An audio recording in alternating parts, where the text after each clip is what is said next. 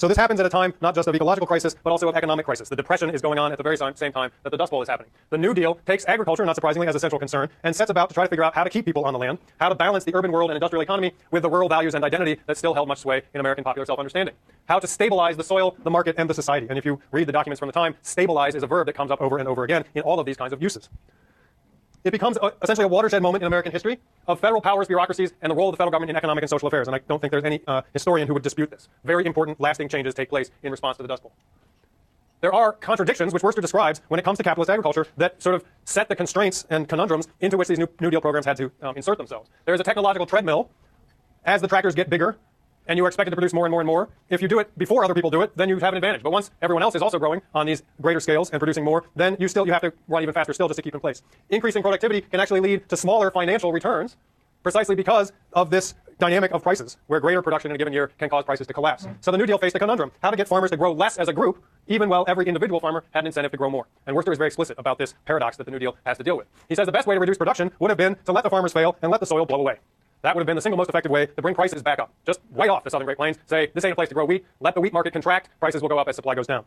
However, this was not acceptable. The best way to preserve the resource on the other side would have been to let it revert to grassland and graze it with livestock instead of trying to grow crops. And Worcester is quite explicit about this, and essentially what he's suggesting is these are landscapes that evolved with bison. Bison you have gotten rid of for reasons that's another story, but you could replace them with livestock and make a living that way. But this would not have enabled the sort of maximal settlement of the area. This would have required a smaller number of people. It would have yielded much less in terms of returns than what had come to be expected in the form of crop agriculture. The emergence of conservation in the New Deal sense of the term was an effort to resolve these contradictory pressures and create environmental stability for long-term sustained yield and profit. And we might actually sort of look back and suggest that these goals embraced by these agencies were very consistent with what we now call sustainable development.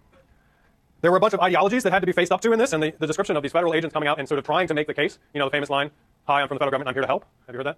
Rural folks in the western United States use it as a kind of joke. "Hi, I'm here from the federal government, I'm here to help." Because in their estimation, the federal government doesn't help. They're outsiders. They don't know what they're talking about. They don't know us. They don't know this landscape. Who are they? They're a bunch of technocrats, right? One of the ideologies was that the farmers didn't cause the Dust Bowl. Drought did. Worcester is rather contemptuous of this, but it was widespread at the time. This was about nature. You could blame it on nature, and it was not the farmer's fault.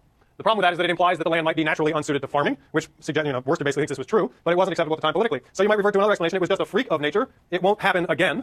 And therefore, the proper role of government would be to cushion, prop up, or underwrite continued farming, but not to regulate it, not to actually curtail production. And this was Worcester talks very eloquently about the debates, even within different agencies of the federal government and within specific agencies like the USDA, about competing views of bureaucrats and officials on the ground. Should we really try to take a bunch of land out of production permanently on the grounds that it's just not well suited to crop agriculture or not? And the political resistance to that idea, both in Washington and on the ground, was very strong. So these Dust Bowl ideologies had a way of naturalizing the market, treating droughts as anomalies, and assigning to government the role of absorbing both natural and economic risks. That was the proper role of government that came out of this. So culture as nature. I want to take on Worcester for a moment here in terms of his explanation of the Dust Bowl as caused by culture. He writes, living within the ecological order requires knowledge, of course, and appropriate technology, but more important is the capacity to feel deeply the contours of that order and one's part in it. When both the identity of self and of community become indistinguishable from that of the land and its fabric of life, adaptation follows almost instinctively like a pronghorn moving through sagebrush. I'm not quite sure that's the simile I would use, but houses and fields, tools and traditions grow out of the earth with all the fitness of grass. They belong in their place as surely as any part of nature does. This is genuine adaptation. Worcester suggests, on the contrary, that the culture of the Great Plains at the time was one of anti-nature. The culture of modern Western man rests on the belief that he is autonomous in nature. He is confident that he is a sovereign creature, independent of the restraints that plague other species, not controlled as they are, but in control. That has not been the view of most people in world history, the American Indians being a proximate case. There has been no more important change in the human condition than the transition from a traditional sense of intimate dependence on the ecological community to the modern feeling of absolute free will and human autonomy. It is not too much to say that our entire industrial world was made possible by that change in outlook. The attitude of capitalism, industrial and pre-industrial, toward the earth was imperial and commercial. None of its ruling values taught environmental humility, reverence, or restraint. This was the cultural impetus that drew Americans into the grassland and determined the way they would use it. It was on the southern plains that the self-seeking entrepreneur most clearly displayed his weaknesses. Here on the edges of the fertile earth, man needed to summon all the cooperative, self-effacing, cautious elements in his nature to live successfully. Americans, however, because of their culture, found precisely those qualities hardest to nourish and express. It was easier for them to dismiss the grass as unproductive, unprofitable, and unnecessary, and to force the land to grow wheat instead. By the values they had been taught, they were justified in what they did. But as it turned out, the culture they had brought to the plains, the culture that had brought them there, was ecologically among the most unadaptive ever devised. So this is from the closing pages of the reading I asked you to do. Now, the argument I would make with Worcester, and this may just be because I was trained as an anthropologist and was trained to think that culture was not an explanation of anything, it was what you had to explain. He himself acknowledges that what explains all may explain nothing. In other words, if culture is this sort of generally available argument you can use to explain the entire story, then you haven't really gotten into the details of how that culture came to be and why it was exactly what it was. He's given us a variety of historical precedents and antecedents and so forth, but is this really an analytically useful way of thinking about this? And I would suggest that he essentially runs into his own conceptual limits here, which is not to say that I don't find the book incredibly interesting. But in other words, if you imagine he's suggesting this sort of model for the nature as culture, culture as nature, the two being integrated and therefore sustainable, in which nature and culture are interdependent and people have a reverential or non-alienated respect for land. He sees this somehow becoming separated, in which you have a rationalized, objectified, and instrumentalized nature on the one side. Culture and humans are pictured as somehow outside of this, acquisitive, competitive, and domineering. And I would suggest that this question of how the two relate and the interactions between them is precisely what he's tasked himself with explaining, and he does a great historical job of explaining it, but I'm not sure that it really gives us that many analytical tools to work with.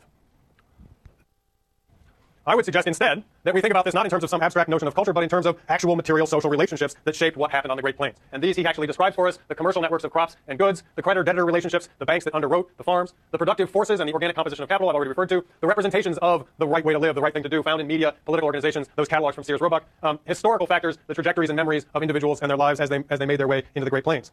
Now, with that said, Worcester's discussion of the state, I think, is extremely important and insightful.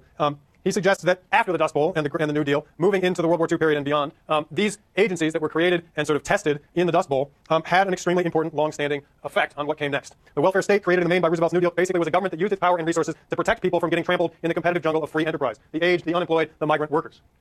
What did this welfare state seek to stabilize? We can think of it in terms of the soils that were blowing away. We can think of it in terms of the markets that had these wild swings, and the rural communities that were threatened with dissolution by the collapse of both. How did this affect the culture of the Southern Plains? Worcester actually does a nice job at the end of coming back to this and looking at the farmers of the present day, which for him means about 1970. And he went and interviewed some of these old-timers about the Dust Bowl, but also about what they were doing there then.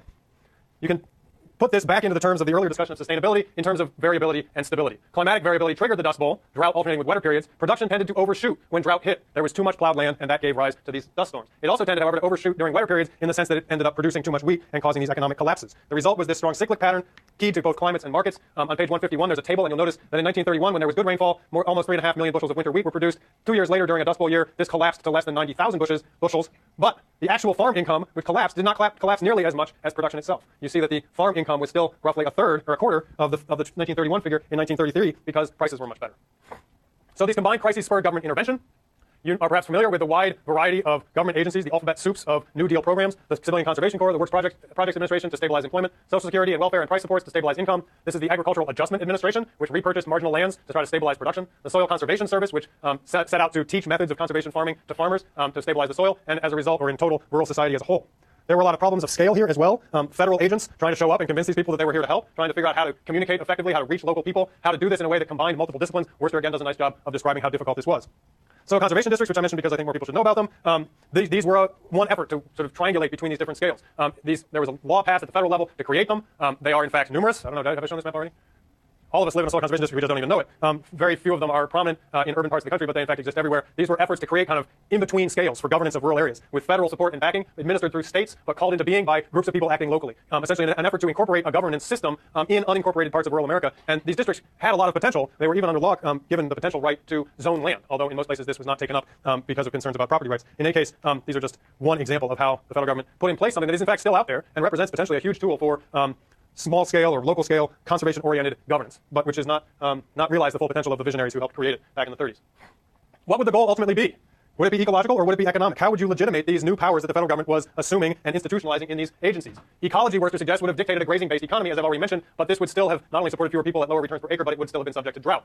A crop-based economy, more or less, or moreover, was already what was invested in the land. And here I think Worcester comes up short in not recognizing this material social condition affecting what happened next on the Great Plains. The homes and fences and crops and grain silos that got built to support wheat production constituted a kind of invested landscape that was not just out there on the land, but in fact was written into loan agreements that kind of leveraged many, many players into continuing with the previously established system. And this can be extended to the investments of railroad companies that had built railroads into the area, and even the factories in the cities that had been built to produce farm implements and inputs or to process the product from these areas. There was a huge capital invested in a certain kind of production. It was financially backed, but it was geographically fixed in a system that was ill-suited to the variability of that part of the country. It was not only cultural, therefore, as Worcester would describe it, but economic and built into the landscape. And I think he should give us a better sense or recognize more clearly that the culture he blames for this, was itself formed by this built environment and vice versa. The agricultural welfare state arrived too late to prevent the Dust Bowl. It had to contend with both the ecological damage and the cultural expectations and values built into the people there. The result was conservation as a means of further production. Ecology was subordinated to economics. Payments were set up that actually rewarded past monocropping. Only small amounts of the worst land were ultimately taken out of production. The participation was incentivized by money rather than by ethics or by simple legal requirements. And there was an emphasis given to technological solutions to fix problems and increase longer-term productivity. This deal should be familiar to you by now. This is essentially what sustainable development today is. We're going to increase incomes, but do it in a way that's environmentally sustainable. And this package, this ideology, this belief, this confidence that it can be done using best science and technology is essentially born at this time.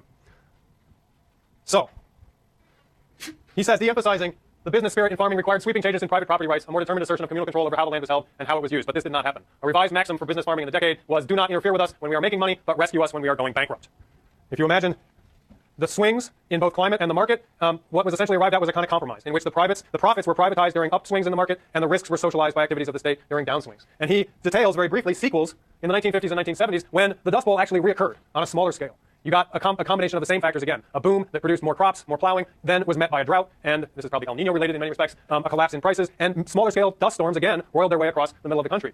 Nonetheless, during boom periods, this is a recapitulation, but it did not actually kill farming in the lower Great Plains. The state stepped in as a shock absorber, so to speak, for people and investments threatened by both natural disasters and various devaluations due to environmental pollution or degradation, as well as market swings. The state became an engineer or producer of built environments suited for accumulation. Dams, irrigation systems, aqueducts, water systems, drainage, levees and navigable waterways, highways. You can look at the role of the state in agricultural parts of America, and this is essentially what it has done since the Dust Bowl. It was also a producer of knowledge information. We'll talk about that on Thursday with Kloppenberg. We'll find a little piece. Anybody know what the Ogallala Aquifer is? It's an enormous body of water, unrelated to prairie dogs, even though it seems to follow prairie dog. Maybe it is related to prairie dog. No, it's not. Anyway, what happened was, instead of relying on rainfall, the government put a bunch of money into subsidizing the construction of deep wells and irrigated agriculture. And the Ogallala Aquifer, if you look at this map, is one of the most overexploited, rapidly dwindling resources in the country. The problems of the Dust Bowl were not solved. They were just postponed by making it possible to tap into this to continue farming. So you can read the conclusions because I'm out of time, but we did make it through pretty much all 98 slides. Sorry if that was a little bit overwhelming. All right, thanks.